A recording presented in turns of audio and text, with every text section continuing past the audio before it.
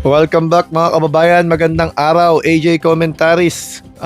Maraming salamat at sa mga nag-comment at sa mga nakapanood ng iba kong videos pagpapaliwanag hindi lamang patungkol sa mga nangyari sa politika partikular, napag-usapan na rin natin yung impeachment trial, yung mga posibleng rules, mga posibleng mangyari sa boto, ilang boto kailangan at ganun din yung mga kaso ni Jingo Estrada at kakaraping kaso ni Marcoleta. At marami pang mga pwede makasuhan. Pinagliwanag natin yung plunder load dyan. At sa pagkakataong ito, ang gusto po natin pag-usapan, yung nabasa nating nilabas na statement ng anak ng yumaong dating Senate President Juan Ponce Enrile, si Katrina Ponce. Nag-release siya ng statement. Siguro hindi niya na nakayanan. Kasi sa mga unang pagkakataon, hindi pa niya masyado pinapangalanan si Alan Cayetano. Pero tandaan po natin yung ginamit ni Alan Cayetano si Juan Ponce Enrile na kesyo close daw sila, etc. Na tinatawag daw niyang, ano bang tawag niya doon? Uncle ba? Dito?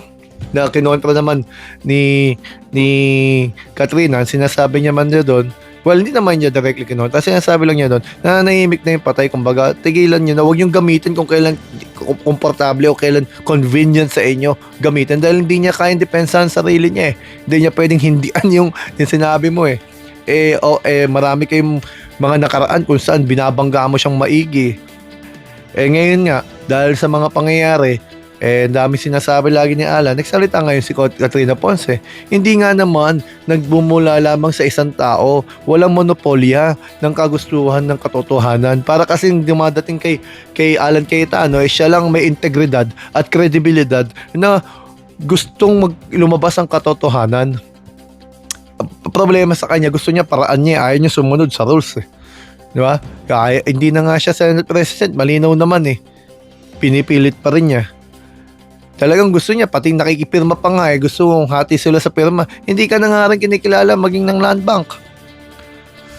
Hindi kayo pumapasok sa trabaho kasi alam ninyo na wala na kayong numero, matatanggal kayo officially. Base din yan sa sinabi ni Senador Marcoleta sa isang palabas sa telebisyon. Isang kanilang, dun sa kanilang estasyon. Siya rin nagsabi nun. Kapag pumasok sila ng day 1, tapos sila. Day 2, tapos sila. Kahit anong gawin nila Kasi wala silang numero. Magkakaroon lang ng official quorum na ngayon kinu-question nila yung quorum na yun. Pag pinuntaan natin yung logic nila, mga kababayan pag pinuntaan natin yung logic nila, ang sabi nila, kailangan 13. Nakapako sila sa 13 para sa quorum. Ang sinasabi na Avelino Cuenco, hindi. Kasi, maaaring magbago. Paano nga naman kung may patay? O nakakulong? Nagtatago, nasa abroad, paano yun? At pinakamabigat doon, sundan natin logic nila mga kabayan, pakinggan nyo po ito. Ipagpalagay na natin na tama sila. 13 ang kailangan para magkaroon ng quorum. Ipagpalagay natin. At 13 ang kailangan boto para mapalitan ang Senate President. Ma-remove sa pwesto at makapagluklok ng bagong Senate President. Ipagpalagay na natin na tama sila, 13 ang kailangan boto para sa mga yon. Paano ngayon kung ito ang pangyayari? Yung 24, 12 doon sa kabila, 12 sa kanila. Tama po, 24 yan Pero dalawa wala. Isa nakakulong, isa nagtatago. So lumalabas, 10 sila, 12 ang kabila, 22. Paano pag nangyari yung 22 na yun ay dumalo lahat sa sesyon? Di may quorum na. Officially, more than 13 yan More than 13 na yan. May quorum. Meron niya yung nagsabi, may nagmotion na ibakante ang posisyon ng Senate President. Nagbotohan sila 12-10. Hindi pwedeng, sa logic nila, hindi pwedeng ibakante yon dahil hindi umabot sa 13 Di ba? Pansinin niyo po yung logic nila. Kung hinahabol nila yung numero 13, hindi mapapalitan sa pwesto kahit 22 pa sila.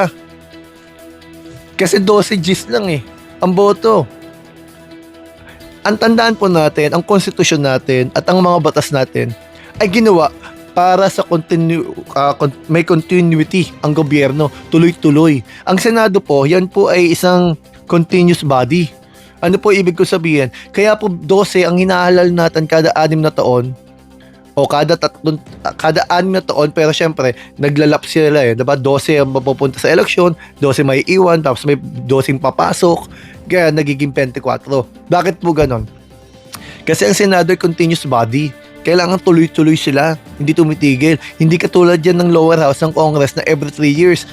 Ano po pinagkaiba nila? Halimbawa lamang po, kapag ikaw po na nakakulong sa Senado dahil sa anumang dahilan, nasa in contempt o kung anuman, ikay kinulong dyan. Kahit naka-break ang Senado, nakakulong ka pa rin.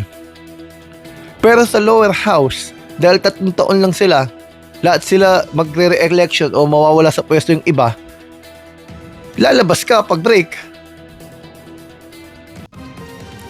Hindi katulad nito, may 12 na iiwan. Habang nag-e-election yung 12, kung may papasok pa muli sa kanila para maging 24, yung 12, senador pa rin yun. Next election pa yun. Continuous body. Kaya ang ginawang konstitusyon, maprotektahan na lagi tuloy-tuloy para yung function ng branch ng government hindi maharangan, hindi mahadlangan, hindi mabarahan. Sa ginagawa nila, barado lahat eh. Isipin yung logic niyan. Kailangan daw 13. Dahil nabasa nila yung majority of all its members. Wala namang sinabing 13 of all its members. Sinabi majority. Basta naka-majority ka ng lahat ng miyembro. Anong miyembro yon? Ibibilang ba natin kung may patay? Ibibilang ba natin yung nakakulong?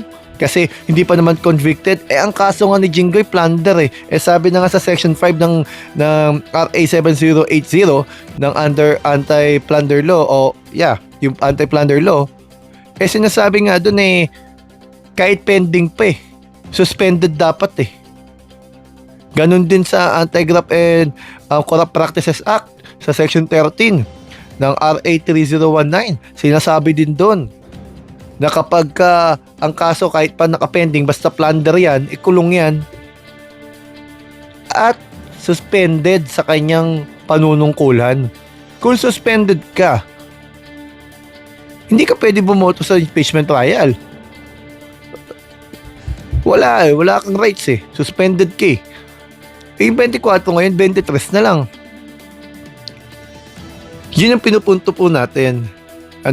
Yung mga pinipilit nila ng mga punto, halata namang self-interest at politically inclined sa gusto nila mangyari. Hindi naman patungkol sa bayan ang laban nila Kasi sabi nga ni Marcoleta, hindi sila pumasok dahil tapos sila. Wala silang numero Magkakakorum, tanggal sila lahat. Kasi alam niya hindi kailangan ng 13 para matanggal sila. Ang kailangan lang magkaroon ng quorum at pag nagbotohan, pag mayorya na, bagamat walang 13, tanggal sila. 'Di ba? Pag pinunta natin yung logic nila, yun ang lalabas doon. Kaya yung pagpipilit-pilit ni Alan Cayetano, masakit na sa tenga sa ibang tao katulad na lang ngayon. Ang gumagamit siya ng ibang mga patay. Ngayon naman, ang ginamit naman niya yung laban sign. Kinikiliti niya yung curiosity siguro ng mga dilawan. Ibig sabihin ng mga maka-Aquino. Iba naman ang pinaglaban nun. Ang nilabanan ng diktatorya, kayo naman puro corruption Ang kaso niyo puro plunder Ito, obstruction of justice naman. Nagtago ng kriminal, ng fugitive, pinatakas pa. Kasi nasa Senate custody daw ikaw Senate President Kung nasa Senate custody, dapat hindi yan basta-basta makakalabas.